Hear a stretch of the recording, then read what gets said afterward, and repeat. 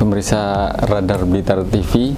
Siang ini kita sedang berada di UPT Perpustakaan Proklamator Bung Karno, dan kita ingin bincang-bincang terkait mengupas banyak koleksi yang ada di Perpustakaan Nasional ini.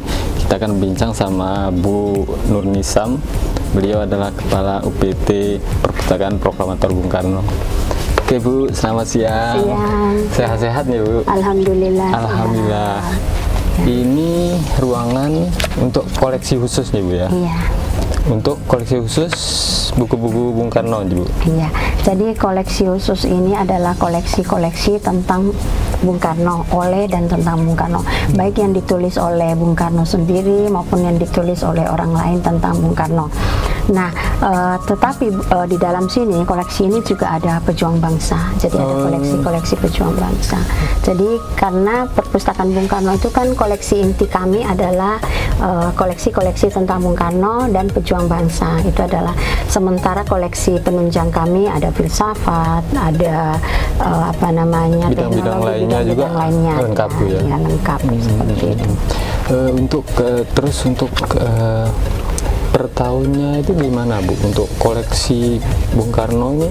Apakah hunting atau gimana Bu? Oh ya, jadi setiap tahun ada pengadaan buku ya, ada pengadaan koleksi tentang Bung Karno. Jadi ada koleksi tentang Bung Karno yang kita lakukan pengadaan melalui toko buku, ada yang kita hunting langsung seperti ke toko-toko ke tempat pasar-pasar ya, ada kolektor gitu. Terus ada pasar-pasar pasar buku bekas ada buku karena bekas, kan ya. Kalau mencari koleksi-koleksi Bung Karno kan biasanya ada di pasar-pasar buku bekas itu biasanya ada juga. Itu ada tim khusus Bu ya yang menelusuri di mana ada buku-buku koleksi itu Bu ya.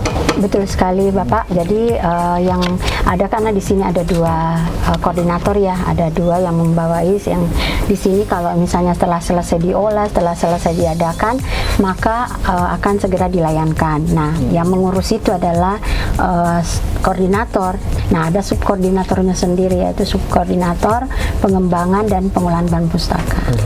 Terus Bu, terkait dengan mungkin minat dan kunjungan tamu yang datang ke perpustakaan ini, kan sudah ada HP, jadi sudah banyak buku digital. Terus gimana Bu kalau untuk kunjungan di perpustakaan? Jadi kalau kita berbicara minat baca ya, sebenarnya minat baca itu bukan rendah, jangan dikatakan bahwa rendah, tetapi minat baca kita itu sangat tinggi. Kenapa saya katakan? Karena terbukti apabila misalnya kita kan ada program perpustakaan keliling, ada blog loan, dan alhamdulillahnya perpustakaan keliling itu sangat banyak diminati. Nah, dalam hari kunjung perpustakaan kemarin, hari kunjung perpustakaan yang bulan September, yang tepatnya itu 14 September, tetapi dalam bulan September itu kan hari kunjung, tetapi masyarakat itu banyak yang datang ke perpustakaan, tetapi kita pun menjemput bola. Jadi pustakawan kami, jadi pengertian kami bahwa hari kunjung perpustakaan itu bukan hanya masyarakat yang datang ke perpustakaan, tetapi kami pun menjemput bola, mendatangi sekolah-sekolah dengan mengadakan pameran, perpustakaan keliling dan sebagainya. Kemudian untuk sekarang ini kita sudah punya aplikasi, ada aplikasi Soekarno yang dibangun atau dikembangkan oleh perpustakaan Bung Karno. Kemudian sebenarnya kalau kita berbicara digital, perpustakaan nasional juga punya iPusnas. Jadi untuk untuk memotivasi minat baca itu kita sudah punya beberapa kegiatan. Sebagai contoh di perpustakaan Bung Karno kita punya pojok baca Bung Karno ya, karena kan kami core bisnisnya adalah Bung Karno ya. Makanya untuk membumikan pemikiran-pemikiran Bung Karno itu kami ada pojok baca Bung Karno yang kami letakkan di 10 titik.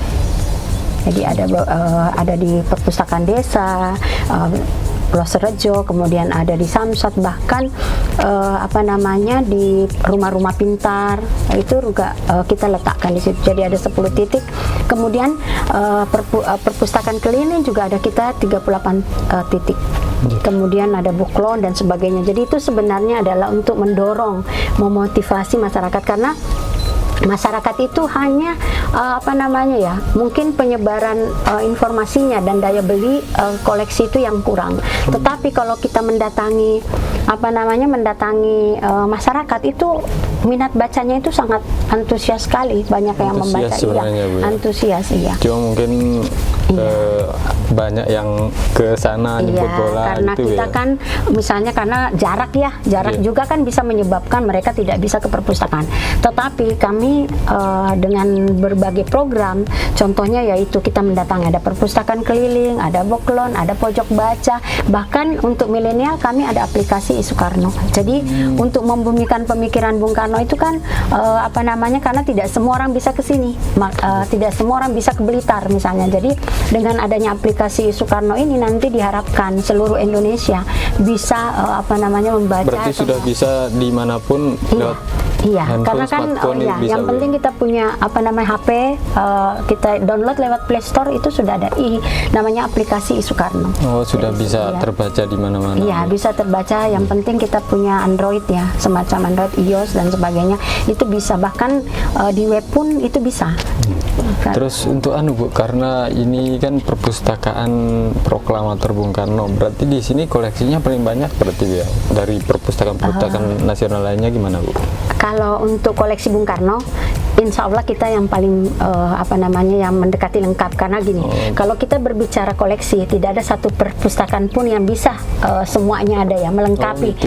Makanya kita biasanya ada jejaring, ada konsorsium, ada kerjasama perpustakaan, karena misalnya di sini ada yang mencari koleksi Bung Karno kita belum punya, kita bisa menunjukkan misalnya bisa dicari di Yayasan Bung Karno dan sebagainya. Tetapi kami berupaya untuk melengkapi koleksi-koleksi kami, karena core bisnis kita memang adalah koleksi Bung Karno, karena kita perpustakaan Bung Karno seperti. Terus saya ingin ditunjukkan mungkin buku paling tua tahunnya ini yang mana dari antara koleksi-koleksi. Kalau kita lihat yang paling tertua ada di sebelah sana. Karena itu kami tidak pinjamkan ya, monggo kita. Nggak dipinjamkan. Itu hanya dibaca di tempat. Ini koleksi-koleksi, ada pidato Bung Karno seperti ini. Ini ada pidato tahun 59, kemudian ada tahun 50. Tapi masih bentuknya teks gitu ya? Teks. Nah, ini yang kita sekarang ini lagi mengalimediakan untuk masuk nanti di aplikasi Soekarno. Ya, tapi masih sebagian. Masih sebagian yang sudah kita alimediakan. Ini juga 63 kayak di bawah bendera revolusi ini ada. Tuh ada yang 63, ada yang 59 ya. Berarti ini yang koleksi yang ini berarti hanya untuk dibaca di tempat. Nggak bisa dipinjam gitu, nggak bisa ya? Nggak dipinjamkan. Kenapa Bu? Karena ini kan bukunya ini kan buku lama, kertasnya sudah seperti ini. Gitu. Makanya kita mengalimediakan supaya bisa misalnya seperti kita alimediakan sehingga nanti ada di aplikasi Soekarno yang bisa di-download, yang bisa kita lihat nanti di aplikasi, nanti di HP-nya Bapak bisa, di HP-nya seluruh masyarakat bisa di-download. Di situ ada namanya aplikasi Soekarno nanti di Play Store seperti itu. Jadi ini sudah lama, kertasnya juga ya sudah rapuh seperti ini. Kalau dipinjamkan kan rusak. Iya, bisa rusak. Nih. Masih bahasa Indonesia atau ada bahasa kayak ini luar negeri? Bahasa luar negeri. Ini neocolonialism. Ini bahasa Inggris. Bahasa Inggris. Iya, bahasa Inggris. Ini bahasa Inggris. Ini menjelaskan juga tentang Dewi Kora. Nah, ini Dewi Kora. Nih. Tuh. Kalau ini di apa ini Bu? Biografi atau gimana? Ya, jadi di sini adalah kelas 900. Kelas 900 itu adalah koleksi sejarah dan biografi.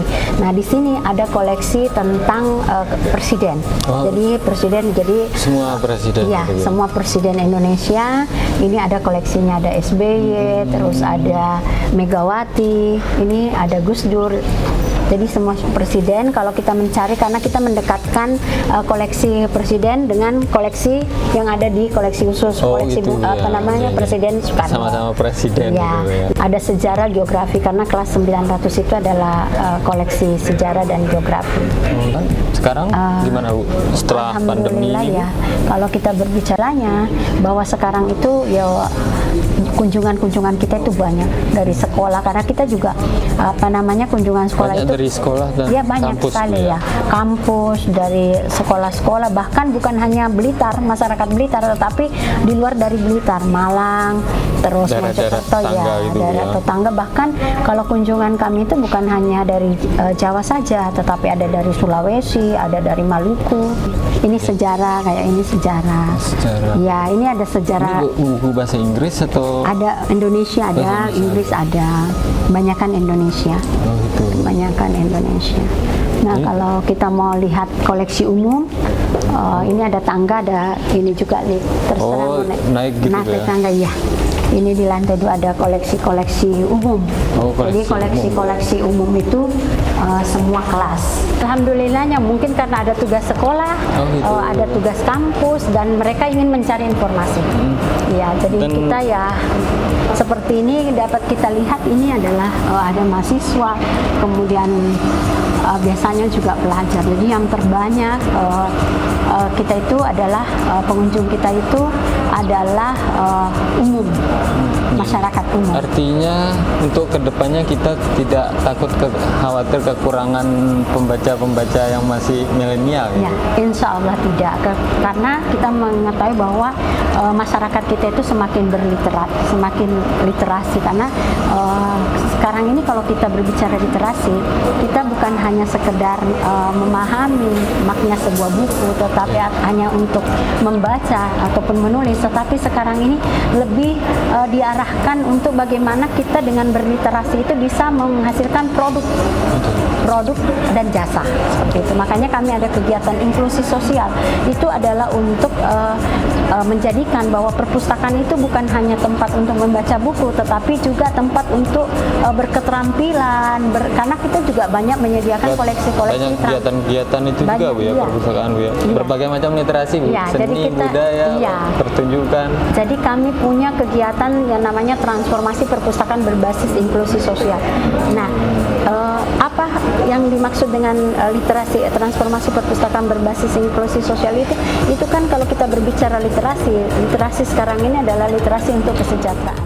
Mengganggu waktunya yang sibuk, sehingga perpustakaan sejarah Karno terus berinovasi, dekatkan masyarakat, terus berminat tentang literasi. Terima kasih Indonesia. Oke, pemirsa Berbicara TV tadi ngobrol bareng Bu Bernisa, Kepala Putih Perpustakaan Proklamator Bung Karno.